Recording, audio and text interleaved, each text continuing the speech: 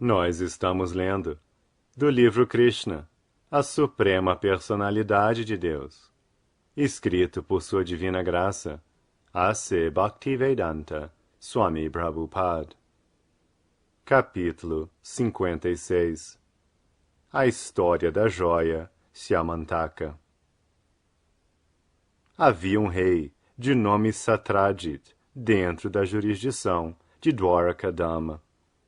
Ele era um grande devoto do Deus do Sol, que lhe concedera a bênção de uma joia conhecida como Syamantaka.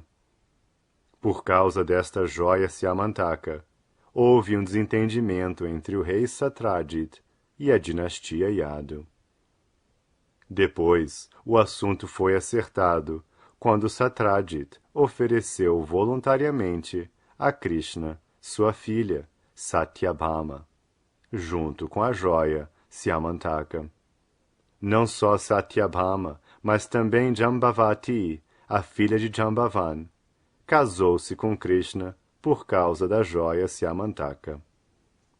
Estes dois matrimônios aconteceram antes do aparecimento de Pradyumna, que foi descrito no último capítulo.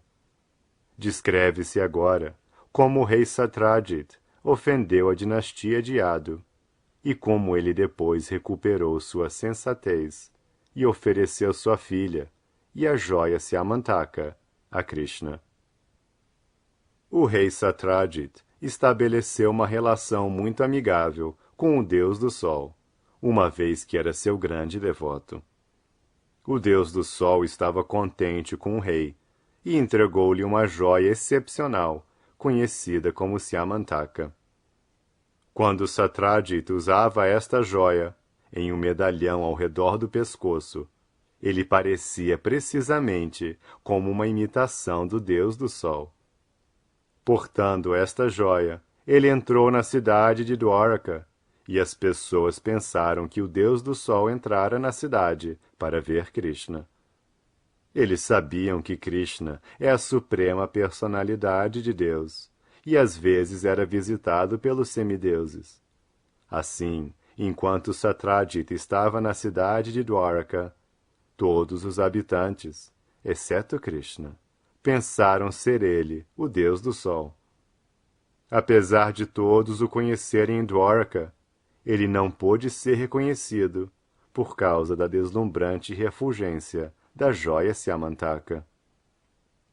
Considerando erroneamente Satrajit como Deus do Sol, alguns cidadãos importantes de Dwaraka foram imediatamente até Krishna para informá-lo que o Deus do Sol chegara para vê-lo. Naquele momento, Krishna estava jogando xadrez. Um dos residentes ilustres de Dwaraka falou assim: "Meu querido Sr. Narayana, você é a suprema personalidade de Deus. Em sua porção plenária, como Narayana ou Vishnu, você tem 4 mãos, com símbolos diferentes: o búzio, o disco, a massa e a flor de lótus. Você é, de fato, o proprietário de tudo. Mas apesar de ser a suprema personalidade de Deus, Narayana, você apareceu em Vrindavana para agir como filho de Yashoda Mata, que às vezes costumava amarrá-lo com cordas, fazendo com que você fosse chamado de Damodara. Que o Sr. Krishna é a suprema personalidade de Deus, Narayana, como aceito pelos cidadãos de Dwaraka, foi posteriormente confirmado pelo grande líder da filosofia Mayavada, Shankaracharya. Aceitando o Senhor como impessoal, ele não rejeitou a forma pessoal do Senhor. Tudo que tem forma neste mundo material está sujeito à criação, manutenção e aniquilação. Mas porque a suprema personalidade de Deus, Narayana, não tem uma forma material sujeita a estas limitações, Shankaracharya disse que Deus é impessoal, para convencer os homens menos inteligentes, que consideram Krishna como sendo um ser humano ordinário. Esta impessoalidade significa que ele não é uma pessoa desta condição material. Ele é uma personalidade transcendental, sem um corpo material. Os cidadãos de Dwaraka não só chamaram o Sr. Krishna de Damodara, mas também de Govinda, indicando que Krishna é muito afetuoso com as vacas e bezerros. E só para se referir à conexão íntima deles com Krishna, eles o chamaram de Yadunandana, porque ele nascera como filho de Vasudeva, na dinastia de Yadu. Os cidadãos de Dwaraka concluíram, dirigindo-se a Krishna como o Mestre Supremo do universo inteiro. Eles referiam-se a Krishna de muitos modos diferentes, orgulhosos de serem cidadãos de Dwaraka, que podiam ver Krishna diariamente. Quando Satyajit estava visitando a cidade de Dwaraka, os cidadãos sentiram grande orgulho ao pensar que, embora Krishna estivesse vivendo em Dwaraka como um ser humano comum, os semideuses vinham para vê-lo. Assim, eles informaram o Sr. Krishna que o Deus do Sol, com sua ofuscante refulgência corpórea, viera visitá-lo. Os cidadãos de Dwaraka confirmaram que a chegada do Deus do Sol em Dwaraka não era algo muito maravilhoso, porque as pessoas de todas as partes do universo, que buscavam pela suprema personalidade de Deus, sabiam que ele tinha aparecido na dinastia Yadu e estava vivendo em Dwaraka como um dos membros daquela família. Em vista disso, os cidadãos expressaram sua alegria nesta ocasião. Ao ouvir as declarações de seus cidadãos, a toda penetrante personalidade de Deus, Krishna simplesmente sorriu. Estando contente com os cidadãos de Dwaraka, Krishna os informou que a pessoa que eles descreveram como Deus do Sol era de fato o rei Satyajit, que viera visitar a cidade de Dwaraka para exibir sua opulência na forma da valiosa joia obtida do Deus do Sol. Entretanto, Satyajit não viera ver Krishna. Ao invés disso, ele estava dominado pela joia Syamantaka.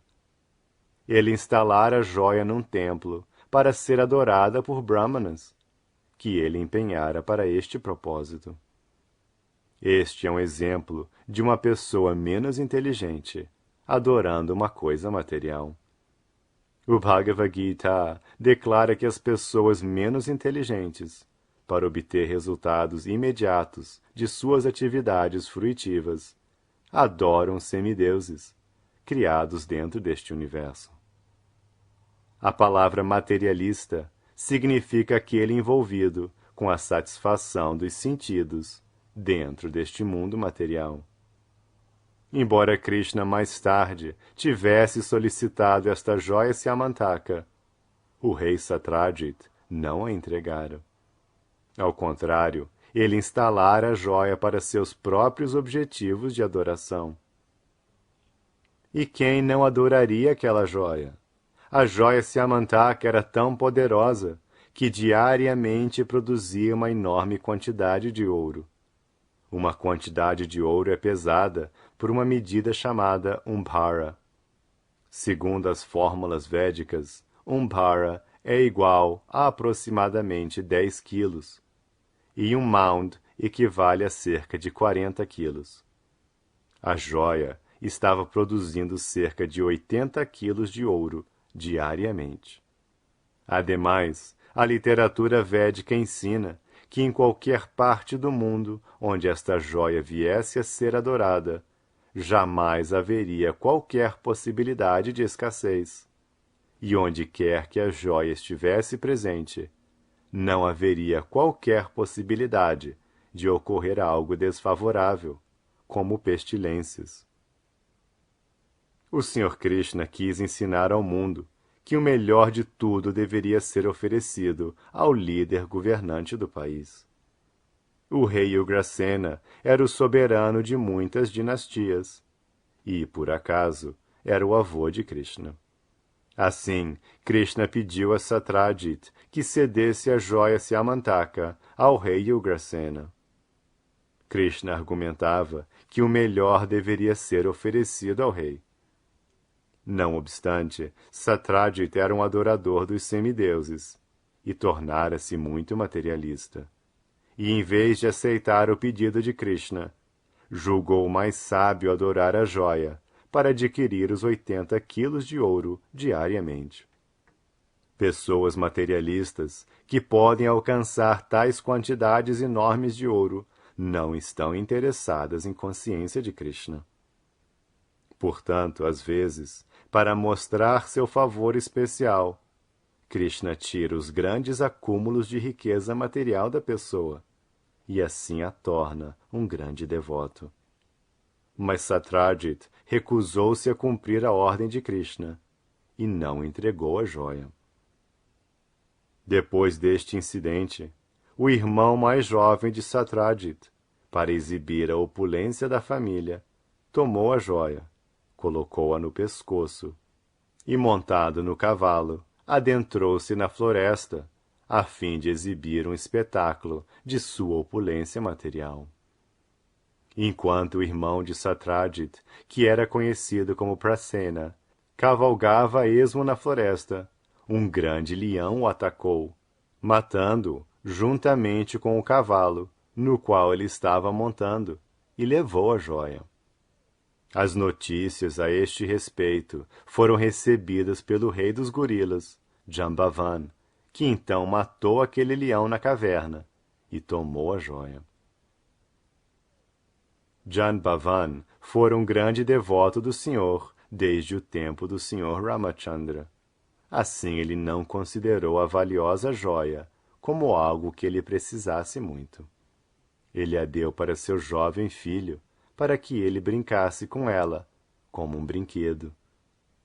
Na cidade, Satyajit ficou muito transtornado quando Prasena, seu irmão mais jovem, não voltou da floresta com a joia.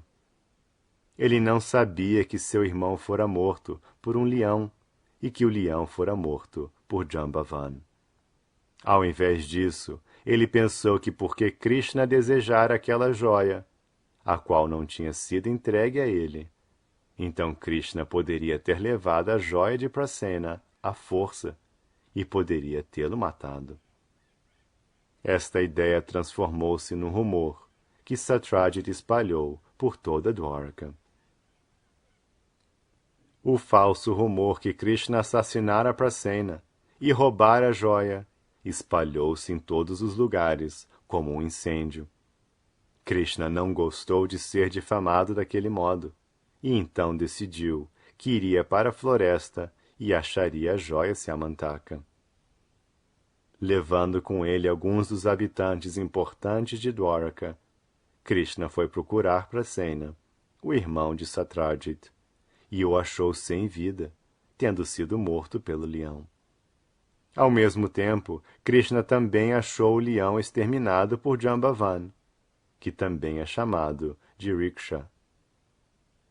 Foi constatado que o leão fora morto pela mão de Riksha, sem a ajuda de qualquer arma. Krishna e os cidadãos de Dwarka acharam então na floresta um grande túnel, conhecido como sendo o caminho para a casa de Riksha. Krishna sabia que os habitantes de Dwarka teriam medo de entrar no túnel. Então ele lhes pediu que permanecessem do lado de fora e entrou sozinho no túnel escuro para achar Riksha, Jambavan. Depois de entrar no túnel, Krishna viu que a valiosa joia conhecida como Syamantaka fora dada ao filho de Riksha como um brinquedo. Para levar a joia da criança, Krishna aproximou-se e postou-se diante dela. Quando a ama que cuidava do filho de Riksha viu Krishna de pé diante dela, temeu e pensou que ele poderia levar a valiosa joia Syamantaka. Assim ela gritou ruidosamente com medo. Ouvindo os gritos da ama, Jambavan apareceu em cena, estando muito feroz. Jambavan era de fato um grande devoto do Sr. Krishna, mas porque ficara bravo, ele não pôde reconhecer seu mestre e pensou que ele fosse um homem comum. Isto traz à mente a declaração do Bhagavad Gita, no qual o Senhor aconselha Arjuna que se livre da ira, cobiça e luxúria, a fim de ascender ao nível espiritual. Luxúria, ira e cobiça andam juntas no coração e impedem o progresso da pessoa no caminho espiritual. Não reconhecendo seu mestre, Jambavan o desafiou para lutar. Assim, houve um grande combate entre Krishna e Jambavan, no qual eles lutaram como dois abutres adversários. Sempre que há um cadáver comestível, os abutres lutam acirradamente na disputa da presa. Em primeiro lugar, Krishna e Jambavan lutaram com armas, depois com pedras, em seguida com árvores grandes, e então com as mãos, até que afinal eles estavam golpeando um ao outro com seus punhos, desferindo murros como se fossem raios. Cada um esperava a vitória sobre o outro, mas os combates continuaram durante 28 dias, tanto de dia quanto de noite, sem parar. Embora Jambavan fosse a entidade viva mais forte daquela época, praticamente todas as articulações dos membros de seu corpo ficaram flácidas e sua força foi praticamente reduzida a nada, pois ele fora constantemente golpeado pelos punhos de Sri Krishna. Sentindo-se muito fatigado, com transpiração por toda parte do corpo, Jambavan ficou surpreso. Quem era aquele oponente que estava lutando tão arduamente com ele? Jambavan estava bem ciente de sua própria força física sobre-humana. Todavia, quando sentiu-se cansado de ser golpeado por Krishna, ele pôde entender que Krishna não era ninguém mais que seu adorável Senhor, a suprema personalidade de Deus. Este incidente tem um significado especial para o devoto. No princípio, Jambavan não pôde entender Krishna, porque sua visão fora obscurecida devido ao apego material. Ele estava apegado a seu filho e à muito valiosa joia Syamantaka, a qual ele não quisera ceder para Krishna. Na verdade, quando Krishna chegara lá, ele irou-se, pensando que Krishna viera para tomar a joia. Esta é a posição material. Embora a pessoa seja fisicamente muito forte, isto não pode ajudá-la a compreender Krishna. Em uma atitude esportiva, Krishna quis se ocupar em uma falsa briga com seu devoto. Como já sabemos das páginas do Srimad Bhagavatam, a suprema personalidade de Deus tem todas as propensões e instintos de um ser humano. Às vezes, em um espírito esportivo, ele deseja lutar para fazer um espetáculo de força física. E quando ele assim deseja, ele seleciona um de seus devotos adequados para lhe dar aquele prazer. Krishna desejou o prazer de uma luta falsa com Jambavan. Embora Jambavan fosse por natureza um devoto, ele não sabia que seu oponente era Krishna, enquanto prestava serviço ao Senhor, mediante sua força corporal. Contudo, assim que Krishna se satisfez com o combate, Jambavan imediatamente entendeu que seu adversário não era outro, senão seu Senhor Supremo. A conclusão é que ele pôde entender Krishna através de seu serviço, pois Krishna às vezes é satisfeito também com luta. Jambavan disse então ao Senhor: Meu querido Senhor, agora posso entender quem você é. Você é a suprema personalidade de Deus, o Senhor Vishnu, a fonte da força, riqueza, reputação, beleza, sabedoria e renúncia de todos. Este enunciado é confirmado pelo Vedanta Sutra, em que o Senhor Supremo é declarado como a fonte de tudo. Janbavan identificou o Senhor Krishna como a personalidade suprema, o Senhor Vishnu. Meu querido Senhor, você é o Criador dos Criadores, das relações universais. Essa declaração é muito instrutiva ao homem ordinário que fica pasmo pelas atividades de uma pessoa com um cérebro excepcional. O homem comum surpreende-se ao ver as invenções de um grande cientista.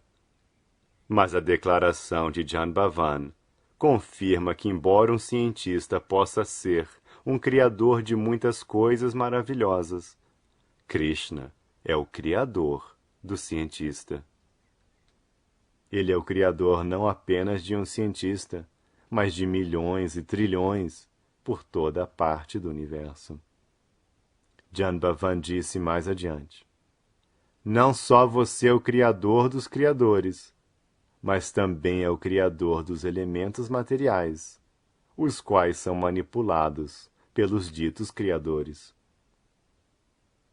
Os cientistas utilizam os elementos físicos ou as leis da natureza material para fazer algo maravilhoso, mas realmente tais leis e elementos também são a criação de Krishna. Esta é a compreensão científica verdadeira. Os homens menos inteligentes não tentam entender quem criou o cérebro do cientista. Eles simplesmente ficam satisfeitos por verem a criação maravilhosa ou a invenção do cientista.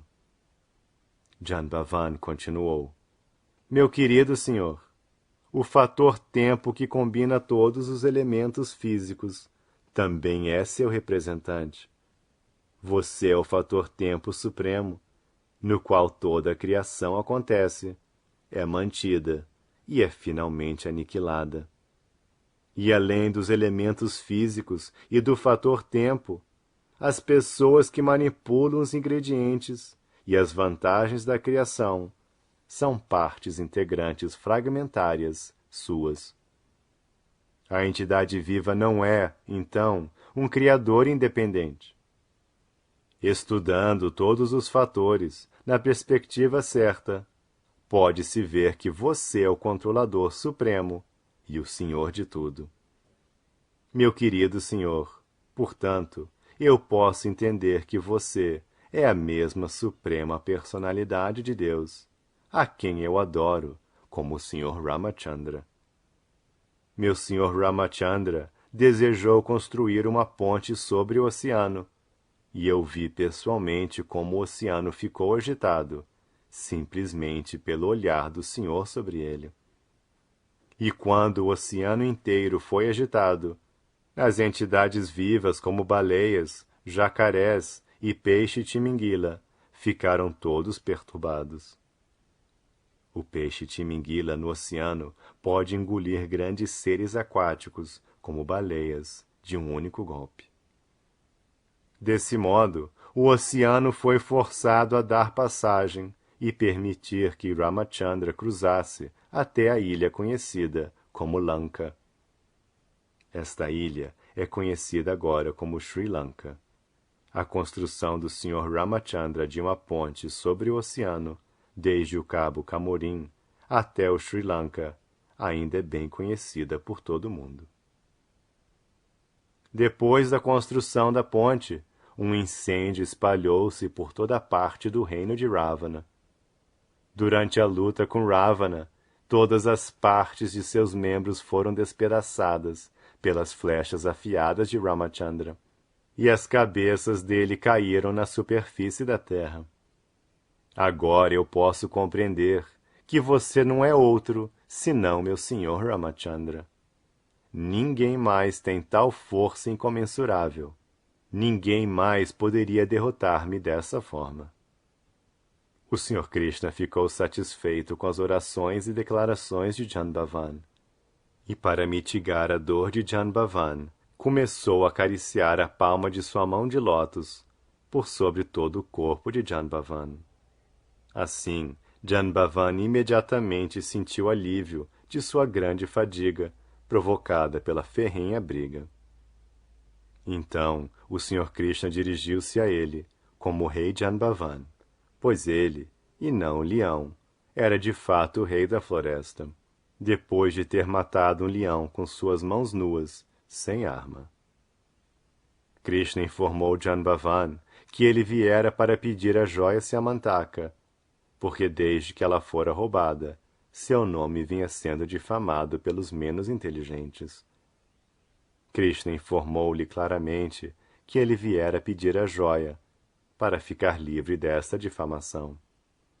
Jambavan entendeu a situação inteira, e para satisfazer o senhor, ele automaticamente entregou, não só a joia Syamantaka, mas também sua filha Jambavati, que se encontrava em uma idade de contrair núpcias, apresentando-a ao Sr. Krishna.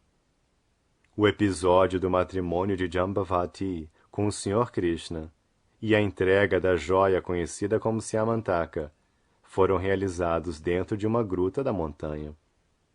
Embora a luta entre Krishna e Jambavan tivesse persistido por 28 dias, os habitantes de Dwaraka esperaram fora do túnel por 12 dias, e depois disso decidiram que algo indesejável devia ter acontecido. Eles não puderam entender com certeza o que realmente tinha acontecido, e ficando muito lastimosos e exaustos, eles voltaram à cidade de Dwaraka. Todos os membros da família, a saber a mãe de Krishna, Devaki, seu pai, Vasudeva, e sua esposa principal, Rukmini, juntamente com todos os outros amigos, parentes e residentes do palácio, ficaram muito tristes quando os cidadãos voltaram para casa sem Krishna. Por causa de sua afeição natural para com Krishna, eles começaram a proferir palavrões para Satyajit, pois ele era a causa do desaparecimento de Krishna. Eles foram adorar a deusa Chandrabhaga, orando pelo retorno de Krishna. A deusa ficou satisfeita com as orações dos cidadãos de Dwaraka, e de imediato ofereceu-lhe sua bênção. Simultaneamente, Krishna apareceu em cena, acompanhado por sua nova esposa, Jambavati, e todos os habitantes de Dwaraka e parentes de Krishna ficaram felizes.